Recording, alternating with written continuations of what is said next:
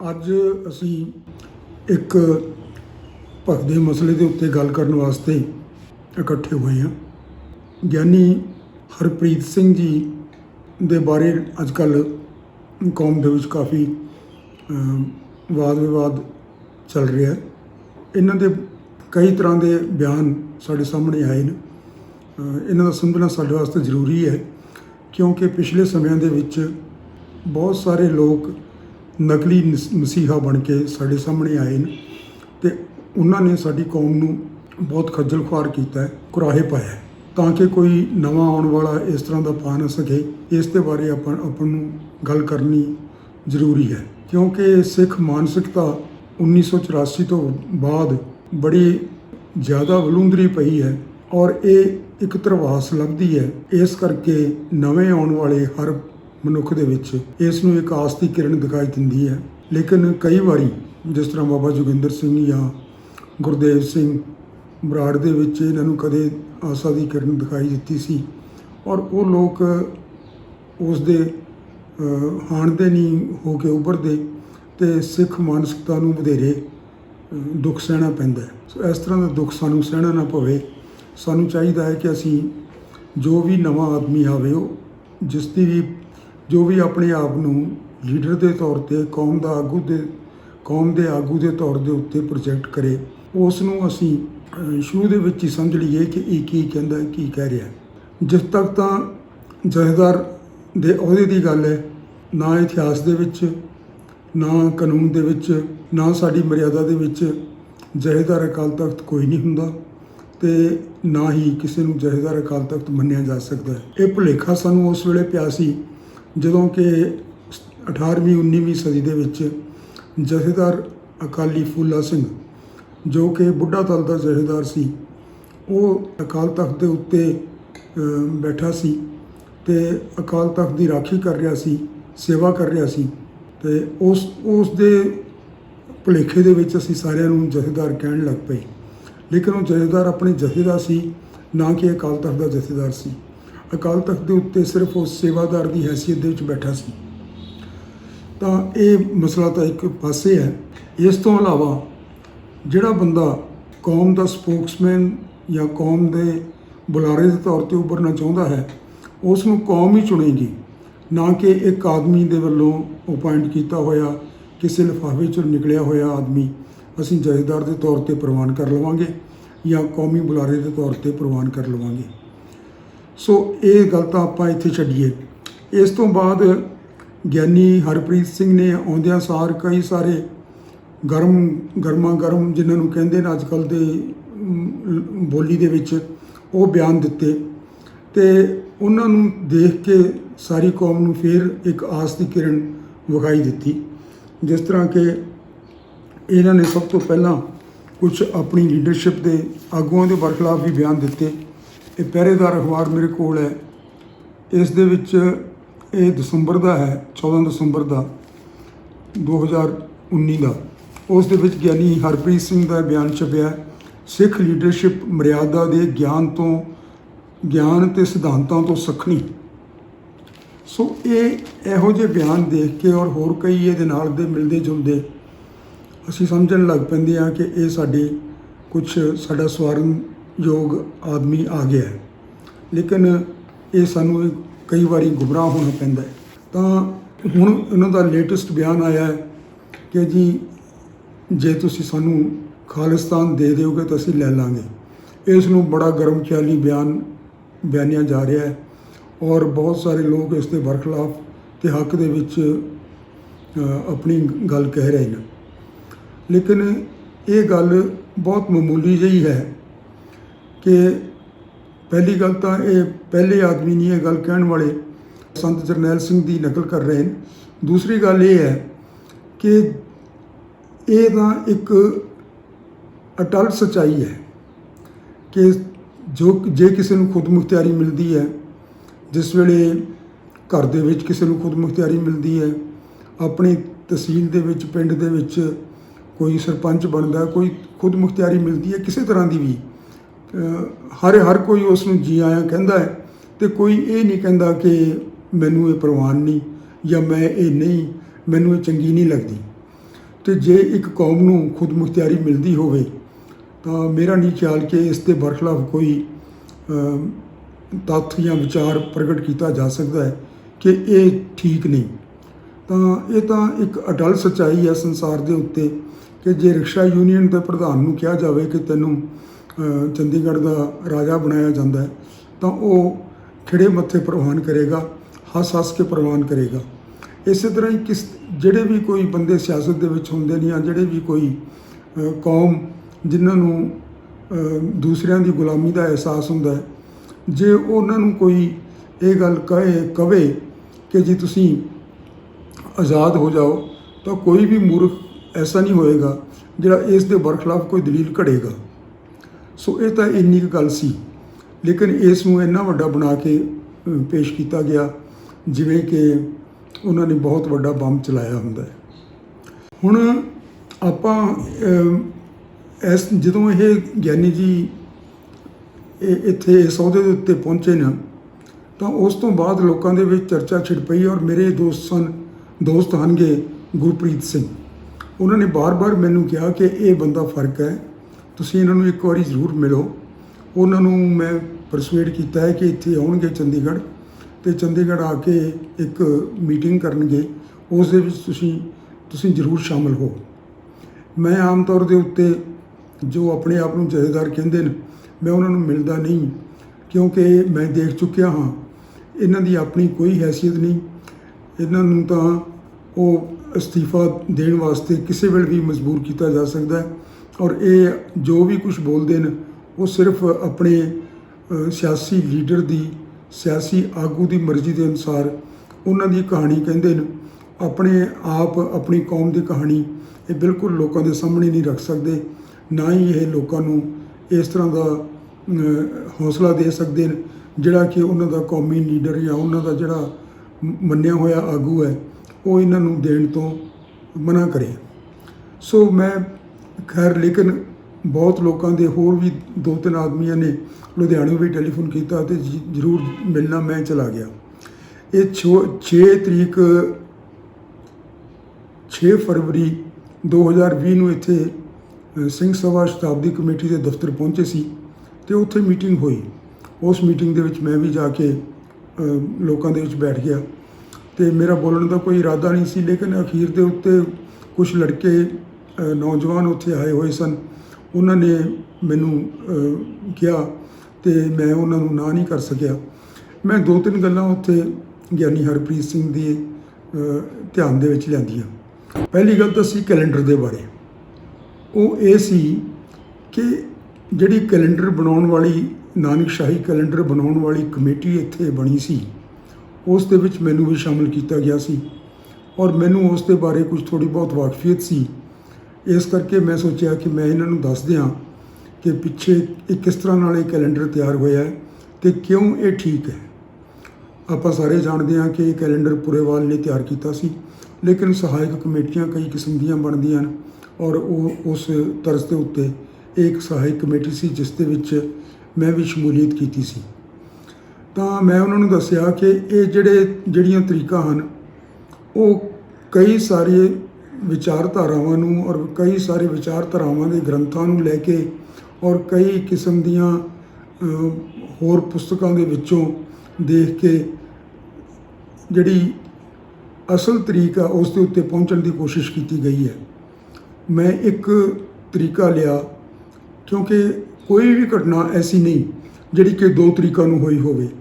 ਅੱਜ ਅਸੀਂ ਕਹੀਏ ਪੋਹ ਸੁਦੀ 7ਵੀਂ ਨੂੰ ਹੋਈ ਸੀ, ਗੁਰੂ ਸਾਹਿਬ ਦਾ ਜਨਮ ਹੋਇਆ ਸੀ, ਅਤੇ ਕੱਲ੍ਹ ਨੂੰ ਕਹੀਏ ਵੀ ਪੋਹ ਸੁਦੀ 7ਵੀਂ ਦਸੰਬਰ 'ਚ ਆਉਂਦੀ ਹੈ, ਪਰਸੋਂ ਨੂੰ ਕਹੀਏ ਜਨਵਰੀ 'ਚ ਆਉਂਦੀ ਹੈ, ਕਈ ਵਾਰੀ ਇਹ ਕਹੀਏ ਕਿ ਸਾਲ ਦੇ ਵਿੱਚ ਕਦੇ ਆਉਂਦੀ ਨਹੀਂ।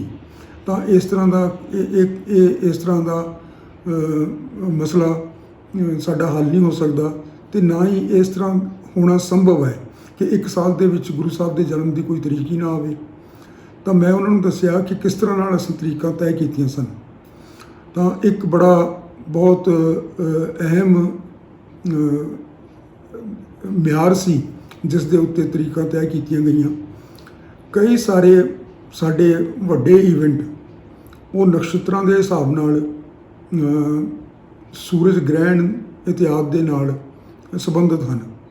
ਜਿਵੇਂ ਕਿ 10ਵੇਂ ਪਾਤਸ਼ਾਹ ਜਿਸ ਦਿਨ ਬੰਦਾ ਬਹਾਦਰ ਨੂੰ ਮਿਲਦੇ ਨੇ ਤਾਂ ਉਸ ਦਿਨ ਸੂਰਜ ਗ੍ਰਹਿਣ ਸੀ। ਇਸੇ ਤਰ੍ਹਾਂ ਹੀ ਜਿਸ ਦਿਨ ਅਹਿਮਦ ਸ਼ਾਹ ਅਬਦਾਲੀ ਦੇ ਨਾਲ ਖਾਲਸੇ ਦਾ ਯੁੱਧ ਹੋਇਆ ਤਾਂ ਉਸ ਦਿਨ ਵੀ ਸੂਰਜ ਗ੍ਰਹਿਣ ਸੀ, ਔਰ ਕਹਿੰਦੇ ਸਨ ਕਿ ਇਹ ਇੰਨਾ ਗਹਿਰਾ ਸੀ ਕਿ ਦਿਨੇ ਰਾਤ ਹੋ ਗਈ ਸੀ। ਇਸੇ ਤਰ੍ਹਾਂ ਹੀ ਜਦੋਂ ਤੀਸਰੇ ਪਾਤਸ਼ਾਹ ਹਰਿਦੁਆਰ ਪਹੁੰਚੇ ਨੇ ਉਦੋਂ ਅਭੀਚ ਪੁਰਬ ਸੀ। ਅਭੀਚ ਪੁਰਬ ਦੇ ਵਿੱਚ ਹੁੰਦਾ ਹੈ ਕਿ ਆ ਫਲਾਣੇ 3 ਨਕਸ਼ਤਰ ਇਕੱਠੇ ਹੁੰਦੇ ਨੇ। ਇਹ ਐਸਟ੍ਰੋਲੋਜੀ ਤੋਂ ਸਾਰਾ ਕੁਝ ਜਾਣਿਆ ਜਾ ਸਕਦਾ ਕਿ ਕਿਹੜੀ ਤਰੀਕ ਨੂੰ ਉਸ ਸਾਲ ਦੇ ਵਿੱਚ ਇਹ ਸਾਰੇ ਨਕਸ਼ਤਰ ਇਕੱਠੇ ਹੋਏ ਸਨ, ਔਰ ਇਸ ਤਰ੍ਹਾਂ ਨਾਲ ਇਹ ਤਰੀਕਾਂ ਅਸੀਂ ਫਿਕਸ ਕੀਤੀਆਂ। ਇਹਨਾਂ ਨੂੰ ਹਿਲਾਉਣ ਦਾ, ਇਹਨਾਂ ਨੂੰ ਥਿੱਤਾਂ ਦੇ ਜੋ ਵੀ ਉਹਨਾਂ ਦੀਆਂ ਦੇਸੀ ਮਹੀਨਿਆਂ ਦੀਆਂ ਤਰੀਕਾਂ ਦੇ ਨਾਲ ਜੋੜਨ ਦਾ ਕੋਈ ਤੁਕ ਨਹੀਂ ਬਣਦੀ। ਅਤੇ ਇਹ ਜਿਹੜਾ ਕੈਲੰਡਰ ਅਸੀਂ ਬਣਾਇਆ ਸੀ ਉਸ ਵੇਲੇ, ਉਹ ਸਿਰਫ ਇਸ ਵਾਸਤੇ ਬਣਾਇਆ ਸੀ ਕਿ ਕੌਮ ਨੂੰ ਇੱਕ ਧਰਵਾਸ ਦੇਣ ਵਾਸਤੇ ਕਿ ਸਾਡੇ ਵਿੱਚ ਵੀ ਕੋਈ ਸ਼ਕਤੀ ਹੈ, ਅਸੀਂ ਵੀ ਆਪਣਾ ਕੈਲੰਡਰ ਬਣਾਉਣ ਦੇ ਕਾਬਿਲ ਹਾਂ, ਅਸੀਂ ਵੀ ਇੱਕ ਜਿਉਂਦੀਆਂ ਜਾਗਦੀਆਂ ਕੌਮਾਂ ਦੇ ਵਿੱਚ ਹਾਂ। ਅਤੇ ਇਸ ਲਈ ਇਸ ਨੂੰ ਇਹ ਲਾਗੂ ਕਰਤਾ ਗਿਆ।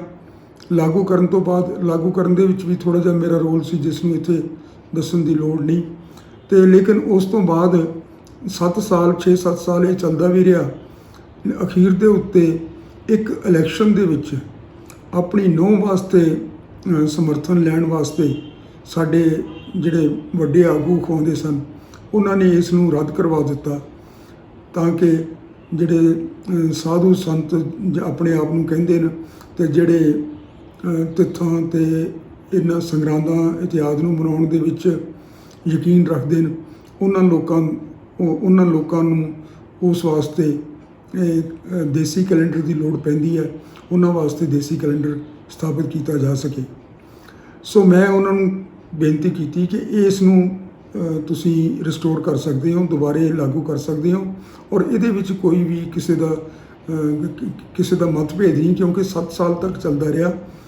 ਅੱਜ ਵੀ ਪ੍ਰਦੇਸ਼ਾਂ ਦੇ ਵਿੱਚ ਇਸ ਦਾ ਬੋਲਬਾਲਾ ਹੈ ਅਤੇ ਇਸ ਨੂੰ ਕੋਈ ਵੀ ਬੁਰਾ ਨਹੀਂ ਕਹੇਗਾ।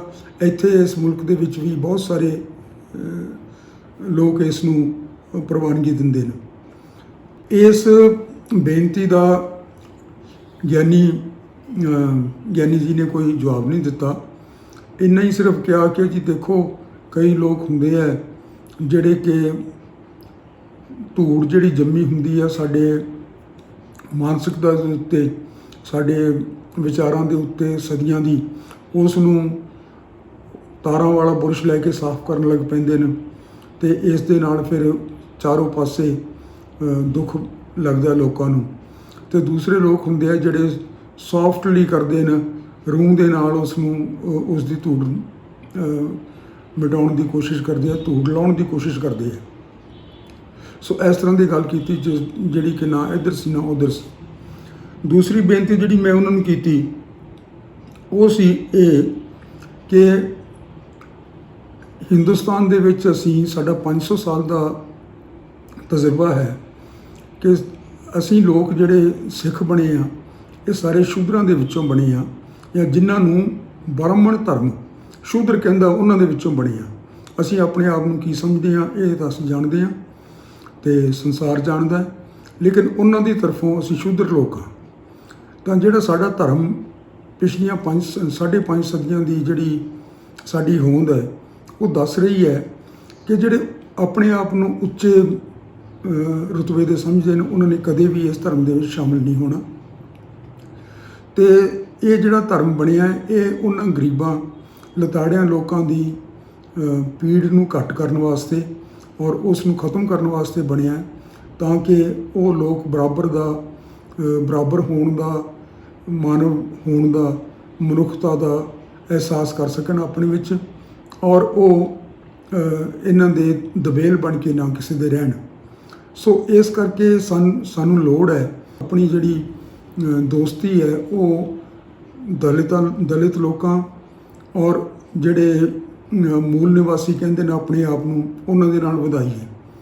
ਸਾਡੇ ਨਾਲੋਂ ਵੀ ਉਹਨਾਂ ਦੀ ਲੋੜ ਜ਼ਿਆਦਾ ਹੈ, ਕਿਉਂਕਿ ਉਹਨਾਂ ਨੂੰ ਗੁਰੂ ਦਾ ਆਸਰਾ ਚਾਹੀਦਾ ਹੈ। ਉਹਨਾਂ ਨੂੰ ਗੁਰੂ ਦੇ ਆਸਰੇ ਇਸ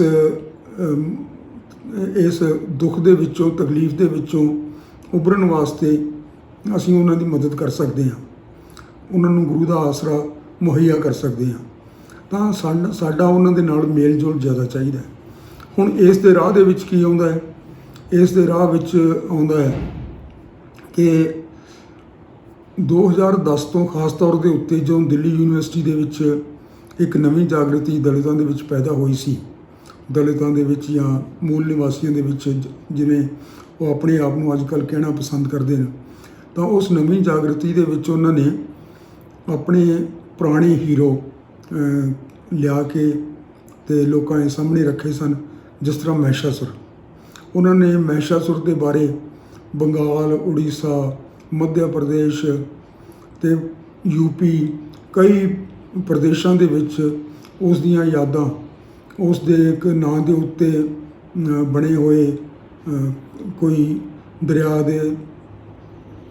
ਦੇ ਕਿਨਾਰੇ ਕਈ ਕਿਸ ਤਰ੍ਹਾਂ ਦੀਆਂ ਜੋ ਵੀ ਉਸ ਵੇਲੇ ਪਹਾੜੀਆਂ ਇਤਿਆਦ ਹੁੰਦੀਆਂ ਸਨ, ਉਸ ਵੇਲੇ ਇਮਾਰਤਾਂ ਤਾਂ ਹੈ ਨਹੀਂ ਸਨ, ਤਾਂ ਉਹਨਾਂ ਨੇ ਜ਼ਿਕਰ ਕੀਤਾ ਕਿ ਜੀ ਆ ਫਲਾਨੀ ਜਗ੍ਹਾ ਦੇ ਉੱਤੇ ਮਹਿਸ਼ਾਸੁਰ ਦੇ ਨਾਂ ਦੇ ਉੱਤੇ ਇਹ ਫਲਾਨੇ ਦਰਿਆ ਦਾ ਨਾਂ ਹੈ, ਫਲਾਨੀ ਇਸ ਪਹਾੜ ਦਾ ਨਾਂ ਹੈ। ਤਾਂ ਉਹਨਾਂ ਨੇ ਇਹ ਸਾਬਤ ਕਰਨ ਦੀ ਕੋਸ਼ਿਸ਼ ਕੀਤੀ ਕਿ ਇਹ ਸਾਡਾ ਇੱਕ ਬਹੁਤ ਵੱਡਾ ਰਾਜਾ ਸੀ, ਜਿਸ ਦੇ ਨਿਆਂਕਾਰੀ ਰਾਜਾ ਸੀ ਔਰ ਲੋਕਾਂ ਦੀ ਸਹਿਮਤੀ ਦੇ ਨਾਲ ਰਾਜ ਕਰਦਾ ਸੀ। ਸਾਰੇ ਸੁਖੀ ਵਸਦੇ ਸਨ। ਆਰੀਆ ਲੋਕਾਂ ਨੇ ਸਾਨੂੰ ਜਿਸ ਵੇਲੇ ਸਾਡੇ ਉੱਤੇ ਹਮਲਾ ਕੀਤਾ ਤਾਂ ਉਹਨਾਂ ਨੇ ਉਸ ਨੂੰ ਹਰਾ ਨਹੀਂ ਸਕੇ, ਲੇਕਿਨ ਅਖੀਰ ਦੇ ਵਿੱਚ ਉਹਨਾਂ ਨੇ ਇੱਕ ਲੜਕੀ ਨੂੰ ਉਹਦੇ ਘਰ ਭੇਜਿਆ ਤੇ ਉਸ 9 ਰਾਤਾਂ ਉਸ ਦੇ ਘਰ ਰਹਿ ਕੇ ਉਸਨੇ ਉਸ ਦਾ ਕਤਲ ਕੀਤਾ। ਉਹ ਇਸ ਲੜਕੀ ਦਾ ਜੋ ਉਹਨਾਂ ਨੂੰ ਦੇਵੀ ਦੇ ਤੌਰ ਦੇ ਉੱਤੇ ਪ੍ਰਗਟ ਕਰਦੇ ਨੇ ਔਰ ਉਸ ਨੂੰ ਮਹਿਸ਼ਾਸੁਰ ਮਰਦਨੀ ਕਹਿੰਦੇ ਨੇ, ਜਿਹੜੇ ਉਸ ਦੇ ਮਹਿਸ਼ਾਸੁਰ ਦੇ ਵਿਰੋਧੀ ਹਨ। ਤਾਂ ਇਸ ਤਰ੍ਹਾਂ ਇਹਨਾਂ ਨੇ ਕਈ ਸਾਰੀਆਂ ਚਲਾਕੀਆਂ ਕਰਕੇ ਔਰ ਕਈ ਕਿਸਮ ਦੇ ਇਸ ਤਰ੍ਹਾਂ ਦੇ ਹਰਬੇ ਵਰਤ ਕੇ ਇਹਨਾਂ ਨੇ ਆਮ ਜਿਹੜੇ ਲੋਕ ਸਨ, ਇੱਥੋਂ ਦੇ ਰਹਿਣ ਵਾਲੇ ਆਦਿਵਾਸੀ, ਉਹਨਾਂ ਦਾ ਰਾਜ ਖੋਇਆ। ਤਾਂ ਉਹਨਾਂ ਵਾਸਤੇ ਇਹ ਲੋਕ ਦੁਸ਼ਮਣ ਲੋਕ ਹੋ ਗਏ। ਹੁਣ ਅਸੀਂ ਲੋਕ ਚੰਡੀ ਦੀਆਂ 4-4 ਵਾਰਾਂ ਪੜ੍ਹਦੇ ਹਾਂ ਤੇ ਸਾਨੂੰ ਭੁਲੇਖਾ ਪਾਇਆ ਜਾ ਰਿਹਾ ਹੈ ਕਿ ਇਹ ਗ੍ਰੰਥ 10ਵੇਂ ਪਾਤਸ਼ਾਹ ਦਾ ਲਿਖਿਆ ਹੋਇਆ ਹੈ, ਜਿਸ ਦੇ ਵਿੱਚ ਇਸ ਤਰ੍ਹਾਂ ਦੀਆਂ ਕਹਾਣੀਆਂ ਕਹੀਆਂ ਹੋਈਆਂ ਹਨ। ਉਹ ਕਹਾਣੀਆਂ ਜਿਹੜੀਆਂ ਹਨ ਉਹ ਸਾਰੀਆਂ ਦੀਆਂ ਸਾਰੀਆਂ ਸਾਨੂੰ ਇਸ ਸਮਾਜ ਕੋਲੋਂ ਦੂਰ ਲੈ ਕੇ ਜਾਂਦੀਆਂ ਔਰ ਸਾਡੀ ਤੇ ਉਸ ਸਮਾਜ ਦੀ ਲੋੜ ਹੈ ਕਿ ਅਸੀਂ ਦੋਵੇਂ ਆਪਸ ਦੇ ਵਿੱਚ ਨੇੜੇ ਹੋ ਕੇ ਰਹੀਏ, ਤਾਂ ਕਿ ਅਸੀਂ ਇਕੱਠੇ ਹੋ ਕੇ ਇਸ ਹਿੰਦੁਸਤਾਨ ਦੀ ਮਾਨਸਿਕਤਾ ਦੇ ਵਿੱਚ ਜੋ ਕੁਰਖਤਪਣਾ ਤੇ ਕਹਿਰ ਨੱਪਿਆ ਹੋਇਆ ਹੈ, ਸਦੀਆਂ ਦੀ ਨਫ਼ਰਤ ਜਿਹੜੀ ਇਹਨਾਂ ਦੇ ਵਿੱਚ ਨੱਪੀ ਹੋਈ ਹੈ, ਉਸ ਨੂੰ ਕੱਢ ਕੇ ਇਹਨਾਂ ਨੂੰ ਵੀ ਮਾਨਵਤਾ ਦੇ ਨੇੜੇ ਲਿਜਾ ਸਕੀਏ। ਇਸ ਦਾ ਵੀ ਜਵਾਬ ਗਿਆਨੀ ਜੀ ਨੇ ਕੋਲ ਇਹੀ ਸੀ ਕਿ ਜੀ ਇਹ ਜਿਹੜੇ ਉਹ ਜੇ ਆਪਣੇ ਹੀਰੋਜ਼ ਨੂੰ ਕੱਢ ਕੇ ਚਮਕਾ ਰਹੇ ਨੇ, ਤਾਂ ਤੁਸੀਂ ਵੀ ਆਪਣੇ ਹੀਰੋਜ਼ ਜਿਹੜੇ ਹੈਗੇ ਜਾਂ ਆਪਣੇ ਤੁਸੀਂ ਆਗੂ ਹਨ, ਉਹਨਾਂ ਆਗੂਆਂ ਦੀ ਇੱਜ਼ਤ ਕਰੋ। ਹੁਣ ਦੱਸੋ ਵੀ ਆਗੂਆਂ ਦੀ ਇੱਜ਼ਤ ਕੀ ਅਸੀਂ ਕਰੀਏ? ਅਸੀਂ ਤਾਂ ਇਹਨਾਂ ਦੇ ਪਿੱਛੇ 2-2 ਲੱਖ 2.5 ਲੱਖ ਤੱਕ ਸ਼ਹੀਦ ਹੋ ਗਏ। ਇਹਨਾਂ ਦੇ ਕਹਿਣ ਦੇ ਉੱਤੇ ਅਸੀਂ ਜੇਲ੍ਹਾਂ ਭਰਤੀਆਂ, ਜੋ ਵੀ ਕੁਛ ਇਹਨਾਂ ਨੇ ਕਿਹਾ ਅਸੀਂ ਕੀਤਾ। ਅਸੀਂ ਇਸ ਤੋਂ ਬਾਅਦ ਕੀ ਇੱਜ਼ਤ ਕਰੀਏ ਇਹਨਾਂ ਦੀ? ਤੇ ਇਹਨਾਂ ਨੇ ਸਾਨੂੰ ਲੈ ਕੇ ਕੀ ਦਿੱਤਾ? ਇਹਨਾਂ ਨੇ ਸਾਨੂੰ ਲੈ ਕੇ ਦਿੱਤੀ ਖੱਜਲ ਖੁਆਰੀ ਤੇ ਇੱਕ ਰੋਜ਼ ਦਾ ਜਿਹੜਾ ਕੁਲੈਣੀ ਕਿਸਮਤ ਸਾਡੇ ਨਾਲ ਚੁੰਬੜੀ ਹੋਈ ਹੈ, ਇਹ ਸਾਨੂੰ ਲੈ ਕੇ ਦਿੱਤੀ ਇਹਨਾਂ ਨੇ। ਹੁਣ ਅਸੀਂ ਕਦੋਂ ਘਟ ਰਹੇ ਸੀ ਇਹਨਾਂ ਦੀ ਇੱਜ਼ਤ ਕਰਨ ਦੇ ਵਿੱਚ? ਤਾਂ ਗਿਆਨੀ ਜੀ ਦਾ ਇਹ ਜਵਾਬ ਮੈਨੂੰ ਕੋਈ ਬਹੁਤਾ ਸਾਰਥਕ ਜਾਂ ਚੰਗਾ ਨਹੀਂ ਲੱਗਿਆ ਤੇ ਨਾ ਹੀ ਮੈਨੂੰ ਇਹ ਲੱਗਿਆ ਕਿ ਉਹ ਕੋਈ ਨਿਰਪੱਖ ਤੌਰ ਦੇ ਉੱਤੇ ਕੌਮੀ ਰਾਏ ਬਣਾ ਰਹੇ ਨੇ, ਬਲਕਿ ਉਹ ਮੈਨੂੰ ਇਹ ਲੱਗਿਆ ਕਿ ਆਪਣੇ ਆਗੂਆਂ ਦਾ ਪੱਖ ਪੂਰ ਰਹੇ ਨੇ।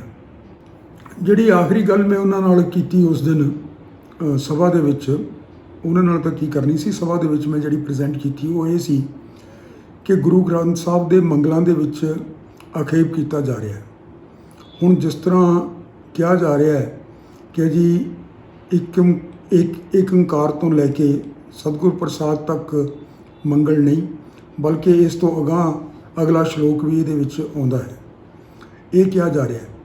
ਤਾਂ ਇਹਦੇ ਨਾਲ ਬਹੁਤ ਵੱਡਾ ਇੱਕ ਸਾਡੀ ਕੌਮ ਦੇ ਵਿੱਚ ਘਾਟਾ ਪੈਣ ਦੀ ਸੰਭਾਵਨਾ ਹੈ।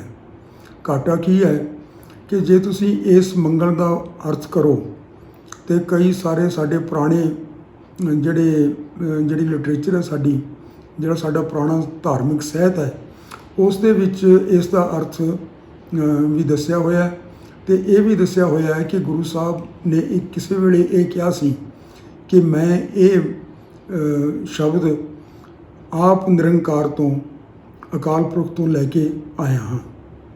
ਤਾਂ ਇਹ ਅਕਾਲ ਪੁਰਖ ਵਾਚ ਹੈ ਔਰ ਇਸ ਕਰਕੇ ਇਸ ਨੂੰ ਰਾਗਾਂ ਤੋਂ ਮੁਕਤ ਰੱਖਿਆ ਗਿਆ ਸੀ ਤੇ ਇਸ ਨੂੰ ਸਾਰਿਆਂ ਤੋਂ ਵਿਲੱਖਣ ਤੌਰ ਦੇ ਉੱਤੇ ਰੱਖਿਆ ਗਿਆ ਸੀ। ਇਸ ਦੇ ਨਾਲ ਕਿਸੇ ਵੀ ਹੋਰ ਸ਼ਬਦ ਨੂੰ ਰਲਗੱਡ ਨਹੀਂ ਕੀਤਾ ਗਿਆ। ਇਸ ਨੂੰ ਕਿਸੇ ਗੁਰੂ ਦੀ ਕ੍ਰਿਤ ਵੀ ਨਹੀਂ ਕਿਹਾ ਗਿਆ ਕਿਉਂਕਿ ਇਹ ਆਦਿ ਗੁਰੂ ਦੀ ਕ੍ਰਿਤ ਸੀ ਜਾਂ ਆਦਿ ਗੁਰੂ ਦਾ ਉਚਾਰਨ ਹੈ। ਆਦਿ ਗੁਰੂ ਅਕਾਲ ਪੁਰਖ ਹੈ, ਉਹਨਾਂ ਦਾ ਉਚਾਰਨ ਹੈ। ਤਾਂ ਇਹ ਸਾਡੇ ਧਰਮ ਦੀ ਇੱਕ ਯੂਨੀਕ ਸਮਝੋ ਵੀ ਬੇਮਿਸਾਲ ਪੋਜੀਸ਼ਨ ਹੈ ਸਾਡੇ ਧਰਮ ਦੀ।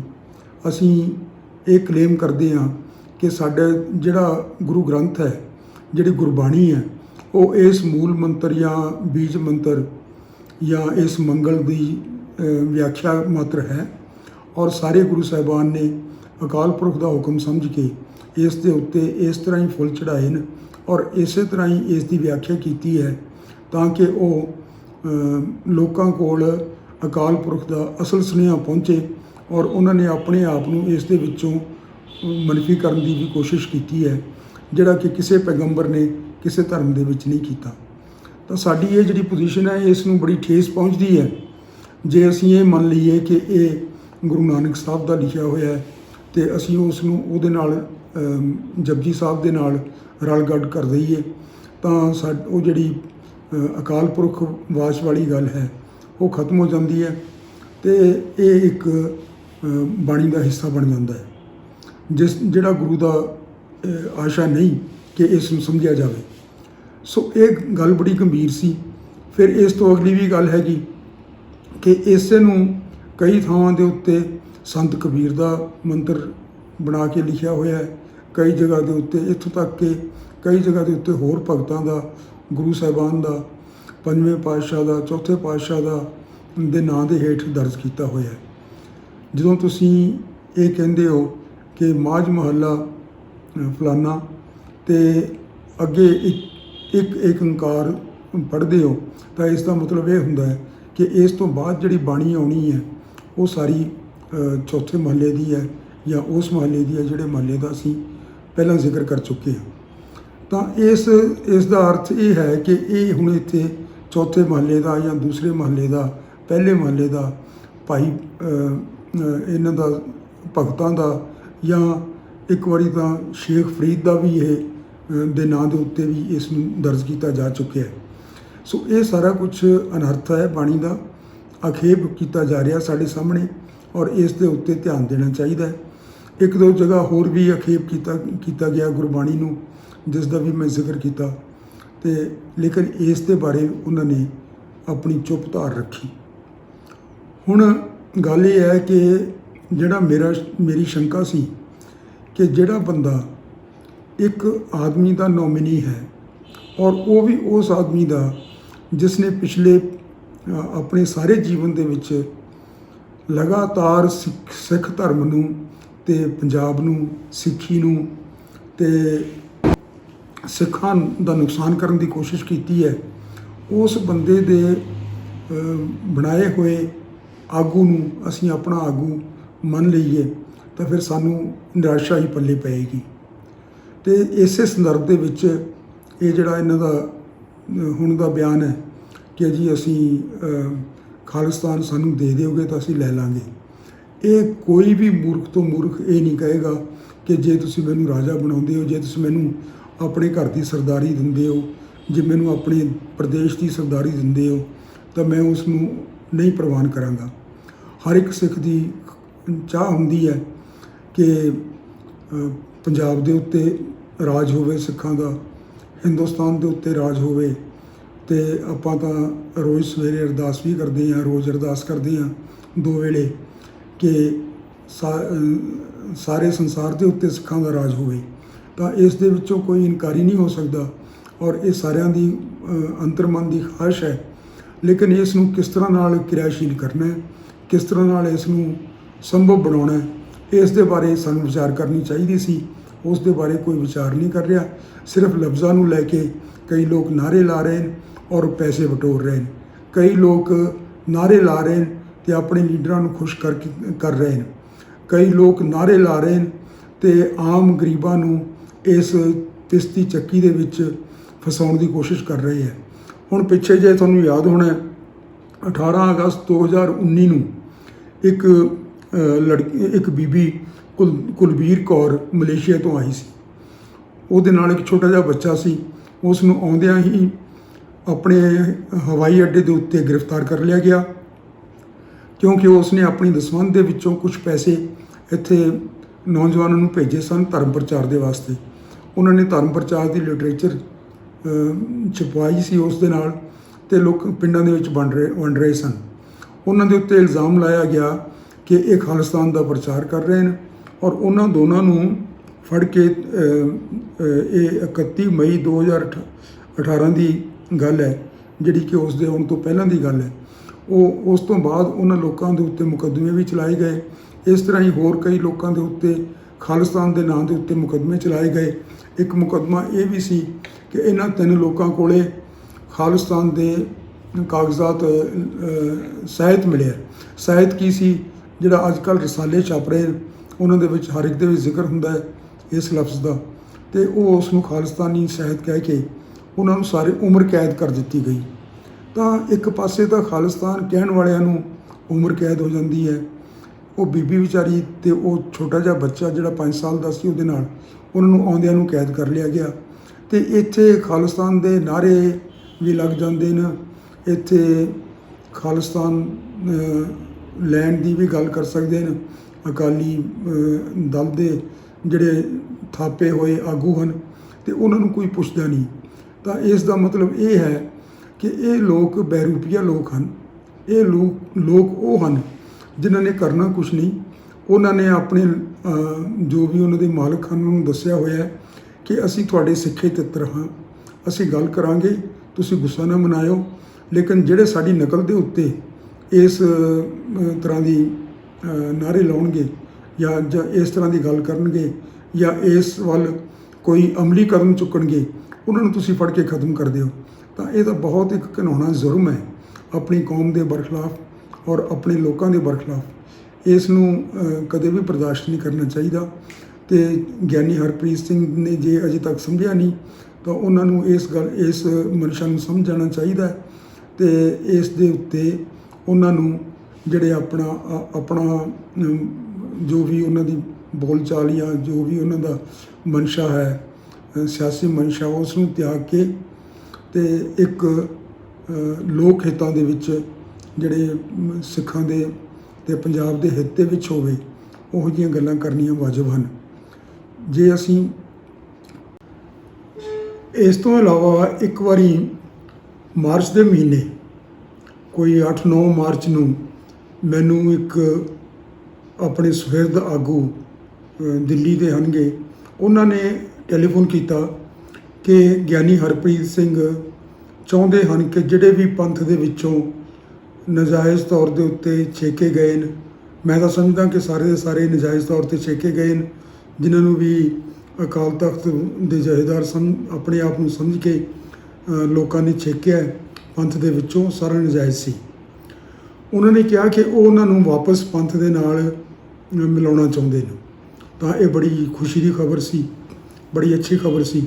ਉਹ ਕਹਿਣ ਲੱਗੇ ਲੇਕਿਨ ਤੁਸੀਂ ਇੱਕ ਇਸ ਤਰ੍ਹਾਂ ਕੰਮ ਕਰੋ ਕਿ ਇੱਕ ਚਿੱਠੀ ਬਣਾ ਦਿਓ ਜਿਸ ਨੂੰ ਉਹ ਜਾਰੀ ਕਰ ਸਕਣ ਕਿ ਇਸ ਤਰੀਕ ਨੂੰ ਆ ਕੇ ਇੱਥੇ ਅਕਾਲ ਤਖਤ ਦੇ ਉੱਤੇ ਸਾਰੇ ਮਿਲਣ। ਹੁਣ ਇਸ ਦੇ ਵਿੱਚ ਬੜੀ ਇੱਕ ਦੁਵਿਧਾ ਸੀ। ਦੁਵਿਧਾ ਇਹ ਸੀ ਕਿ ਚਿੱਠੀ ਕਿਸ ਤਰ੍ਹਾਂ ਬਣਾਈ ਜਾਵੇ। ਇਹ ਕਿਹਾ ਜਾਵੇ ਵੀ ਤੁਸੀਂ ਪੰਥ ਦੇ ਵਿੱਚੋਂ ਛੇਕੇ ਗਏ ਸੀ, ਗਲਤ ਛੇਕੇ ਗਏ ਸੀ। ਜੇ ਗਲਤ ਛੇਕੇ ਗਏ ਕਹਿੰਦੇ ਆ ਤਾਂ ਉਸ ਦੇ ਵਿੱਚ ਉਹਨਾਂ ਦੇ ਜਿਹੜੇ ਪਹਿਲਾਂ ਛੇਕਣ ਵਾਲੇ ਉਹਨਾਂ ਦੀ ਤੋਹੀਨ ਹੁੰਦੀ ਹੈ ਅਤੇ ਉਹਨਾਂ ਦਾ ਜਿਹੜਾ ਪਰਦਾਫਾਸ਼ ਹੁੰਦਾ ਹੈ।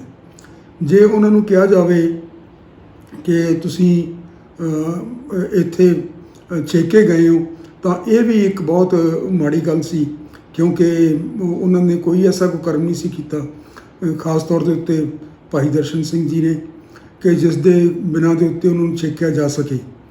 ਤਾਂ ਮੈਂ ਬੜੀ ਸੋਚ ਸਮਝ ਕੇ ਇਸ ਤਰ੍ਹਾਂ ਦੀ ਚਿੱਠੀ ਬਣਾਈ ਜਿਸ ਦੇ ਨਾਲ ਨਾ ਤਾਂ ਆਉਣ ਵਾਲਿਆਂ ਨੂੰ ਕੋਈ ਤਕਲੀਫ ਹੁੰਦੀ ਸੀ ਮਾਨਸਿਕ ਤੌਰ ਦੇ ਉੱਤੇ, ਅਤੇ ਨਾ ਹੀ ਚਿੱਠੀ ਦੇਣ ਵਾਲੇ ਨੂੰ, ਭੇਜਣ ਵਾਲੇ ਨੂੰ ਕੋਈ ਤਕਲੀਫ ਹੁੰਦੀ ਸੀ, ਔਰ ਸਾਰਿਆਂ ਦਾ ਪੂਰੀ ਰਵਾਦਾਰੀ ਦੇ ਨਾਲ ਮਸਲਾ ਹੱਲ ਹੋ ਜਾਂਦਾ ਸੀ। ਉਹ ਚਿੱਠੀ ਆਹ ਸੀ ਜਿਹੜੀ ਮੈਂ ਉਸ ਵੇਲੇ ਹੱਥ ਨਾਲ ਬਣਾ ਕੇ ਅਤੇ ਫੋਟੋ ਖਿੱਚ ਕੇ ਭੇਜ ਦਿੱਤੀ ਸੀ। ਇਸ ਦੇ ਵਿੱਚ ਮੈਂ ਲਿਖਿਆ ਕਿ ਜਿਨ ਅੰਤਰ ਹਰ ਹਰ ਪ੍ਰੀਤ ਹੈ ਤੇ ਜਨ ਸੁਗੜ ਸਿਆਣੇ ਰਾਮ ਰਾਜੇ। ਇਹ ਤੁਸੀਂ ਆਸਾ ਦੀ ਵਾਰ ਦੇ ਵਿੱਚ ਰੋਜ਼ ਪੜ੍ਹਦੇ ਹੋ। ਜੇ ਬਾਹਰੋਂ ਭੁੱਲ ਚੁੱਕ ਬੋਲਦੇ ਪੀ ਖਰੇ ਹਰ ਭਾਣੇ, ਹਰ ਸੰਤਾਂ ਨੂੰ ਹੋਰ ਥਾਂ ਨਹੀਂ, ਹਰ ਮਾਣ ਨਿਮਾਣੀ।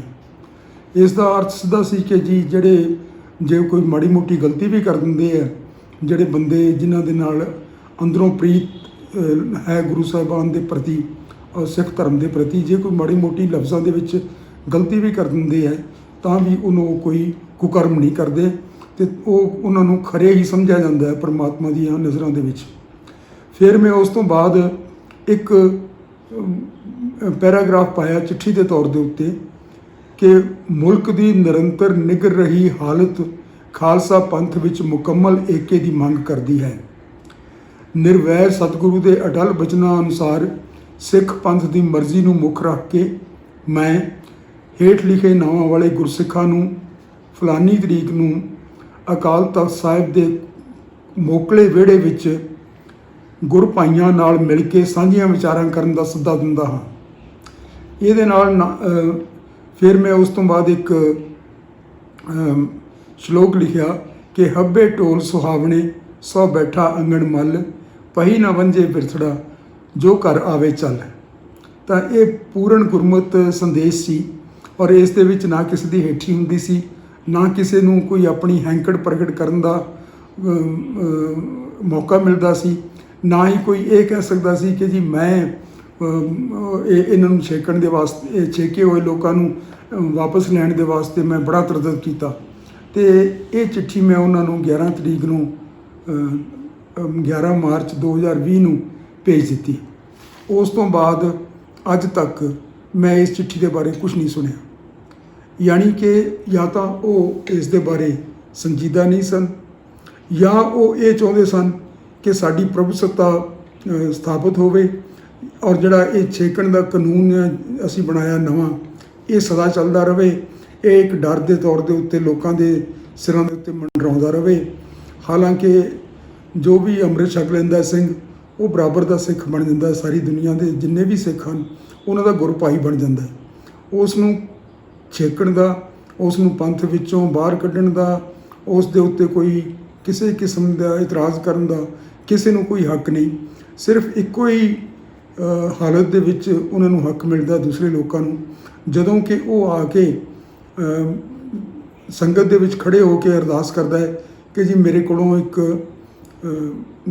ਕੁਤਾਹੀ ਹੋ ਗਈ, ਜਿਹੜੀ ਮੈਂ ਰਹਿਤ ਮਰਿਆਦਾ ਦੇ ਮੁਤਲਕ ਮੇਰੇ ਕੋਲੋਂ ਇੱਕ ਐਸਾ ਕੁਕਰਮ ਹੋ ਗਿਆ ਜਿਸ ਨੂੰ ਮੁਆਫ ਕਰਨਾ ਜ਼ਰੂਰੀ ਹੈ, ਅਤੇ ਮੈਂ ਸੰਗਤ ਨੂੰ ਬੇਨਤੀ ਕਰਦਾ ਕਿ ਮੈਨੂੰ ਤਨਖਾਹ ਲਾ ਕੇ ਉਸ ਤੋਂ ਮੇਰੇ ਆਪਣੇ ਅਗੇਂਸਟ, ਆਪਣੇ ਵਿਰੁੱਧ ਕੀਤੇ ਪਾਪ ਤੋਂ ਮੈਨੂੰ ਮੁਕਤੀ ਦਿਵਾਵੇ। ਤਾਂ ਉਹ ਸਾਰੇ ਗੁਰ ਭਾਈਆਂ ਦਾ ਫਰਜ਼ ਹੈ, ਉਸ ਦੇ ਵਿੱਚ ਨਾ ਕੋਈ ਜ਼ਿੱਦ ਕਰ ਸਕਦਾ ਹੈ, ਨਾ ਕੋਈ ਉਸ ਦੇ ਉੱਤੇ ਆਪਣੀ ਹੈਂਕੜ ਜਮਾ ਸਕਦਾ ਹੈ, ਨਾ ਕੋਈ ਉਸ ਦੇ ਉੱਤੇ ਆਪਣਾ ਰੋਹਬ ਜਮਾ ਸਕਦਾ ਹੈ। ਉਹ ਆਪਣੇ ਗੁਰ ਭਾਈ ਦੇ ਤੌਰ ਦੇ ਉੱਤੇ ਉਸ ਨੂੰ ਥੋੜ੍ਹਾ ਜਿਹਾ ਮਾਮੂਲੀ ਤਨਖਾਹ ਲਾ ਕੇ ਅਤੇ ਪੰਥ ਦੇ ਵਿੱਚ ਦੁਬਾਰੇ ਸ਼ਾਮਿਲ ਕਰ ਲੈਂਦਾ, ਔਰ ਰਹਿਤ ਮਰਿਆਦਾ ਦੀ ਜਿਹੜੀ ਗਲਤੀ ਹੋਈ ਹੁੰਦੀ ਹੈ ਉਸ ਨੂੰ ਉਹ ਦਰਕਿਨਾਰ ਕਰ ਦਿੰਦੀ ਹੈ ਸੰਗਤ। ਤਾਂ ਇਸ ਤੋਂ ਇਲਾਵਾ ਕੋਈ ਵੀ ਐਸਾ ਮੌਕਾ ਨਹੀਂ ਆਉਂਦਾ ਜਦੋਂ ਕਿ ਕੋਈ ਗੁਰਸਿੱਖ ਦੂਸਰੇ ਗੁਰਸਿੱਖ ਨੂੰ ਛੇਕ ਸਕੇ। ਤਾਂ ਇਸ ਗੱਲ ਨੂੰ ਮੱਦੇ-ਨਜ਼ਰ ਰੱਖਦੇ ਹੋਏ ਮੈਂ ਹੈਰਾਨ ਹਾਂ ਕਿ ਇੰਨਾ ਚੰਗਾ ਵਧੀਆ ਸੋਲੂਸ਼ਨ ਸੀ, ਔਰ ਇਸ ਨੂੰ ਕਰਨਾ ਚਾਹੀਦਾ ਹੈ, ਕਿਉਂਕਿ ਇਹ ਜਦੋਂ ਅਸੀਂ ਦੇਖਾਂਗੇ ਜਿਨ੍ਹਾਂ ਨੂੰ ਅਸੀਂ ਅੱਜ ਤੋਂ ਅੱਧੀ ਸਦੀ ਪਹਿਲਾਂ, ਸਦੀਆਂ ਪਹਿਲਾਂ ਛੇਕਿਆ ਸੀ, ਉਹਨਾਂ ਦੇ ਬਾਰੇ ਸਾਨੂੰ ਅਫਸੋਸ ਹੋ ਰਿਹਾ ਹੈ, ਗਿਆਨੀ ਦਿੱਤ ਸਿੰਘ ਵਰਗਿਆਂ ਦੇ ਬਾਰੇ, ਤੇ ਅਸੀਂ ਇਹ ਸਾਰਾ ਪੰਥ ਅਫਸੋਸ ਦੇ ਵਿੱਚ ਹੀ ਆਪਣੇ ਦਿਨ ਗੁਜ਼ਾਰੇਗਾ। ਹੁਣ ਜਿਨ੍ਹਾਂ ਨੂੰ ਚੇਕਿਆ ਉਹਨਾਂ ਦੇ ਬਾਰੇ ਵੀ ਇਸ ਤਰ੍ਹਾਂ ਸਾਨੂੰ ਮਾਨਸਿਕਤਾ ਹੰਡਾਉਣੀ ਪਏਗੀ, ਜਿਸ ਦੇ ਅਧੀਨ ਅਸੀਂ ਆਪਣੇ ਆਪ ਨੂੰ ਇੱਕ ਹੀਣ ਭਾਵ ਸਾਡੇ ਵਿੱਚ ਪੈਦਾ ਹੋਏਗਾ ਜਦੋਂ ਅਸੀਂ ਸੋਚਾਂਗੇ ਕਿ ਸਾਡੇ ਉੱਤੇ ਪਰਉਪਕਾਰ ਕਰਨ ਵਾਲੇ ਐਡੇ ਗੁਰਸਿੱਖ ਸੱਜਣ, ਉਹਨਾਂ ਨੂੰ ਅਸੀਂ ਪੰਥ ਦੇ ਵਿੱਚੋਂ ਛੇਕ ਦਿੱਤਾ ਸੀ। ਤਾਂ ਇਸ ਨੂੰ ਵੀ ਗਿਆਨੀ ਹਰਪ੍ਰੀਤ ਸਿੰਘ ਪ੍ਰਵਾਨ ਨਹੀਂ ਕਰ ਸਕੇ। ਅਤੇ ਇਹ ਮੈਂ ਸਮਝਦਾ ਹਾਂ ਕਿ ਗਿਆਨੀ ਹਰਪ੍ਰੀਤ ਸਿੰਘ ਦਾ ਇਸ ਮਕਸਦ, ਇਹ ਜਿਹੜਾ ਉਹ ਅੱਜ ਕੱਲ੍ਹ ਵਿਆਖਿਆਨ ਦੇ ਰਹੇ ਨੇ ਜਾਂ ਪ੍ਰਚਾਰ ਕਰ ਰਹੇ ਨੇ, ਉਸ ਦੇ ਨਾਲ ਕੋਈ ਬਹੁਤਾ ਗੂੜ੍ਹਾ ਸੰਬੰਧ ਨਹੀਂ। ਉਹ ਸਿਰਫ ਆਪਣੇ ਮਾਲਕਾਂ ਦੀ ਖੁਸ਼ਨੁਦੀ ਹਾਸਲ ਕਰਨ ਵਾਸਤੇ ਉਸ ਤਰ੍ਹਾਂ ਦੀਆਂ ਗੱਲਾਂ ਕਹਿ ਰਹੇ ਨੇ ਜਿਨ੍ਹਾਂ ਦੇ ਨਾਲ ਉਹਨਾਂ ਨੂੰ ਸਿਆਸਤ ਦੇ ਵਿੱਚ ਵਾਪਸ ਆਉਣ ਦਾ ਮੌਕਾ ਮਿਲੇ। ਵਾਹਿਗੁਰੂ ਜੀ ਕਾ ਖਾਲਸਾ, ਵਾਹਿਗੁਰੂ ਜੀ ਕੀ ਫਤਿਹ।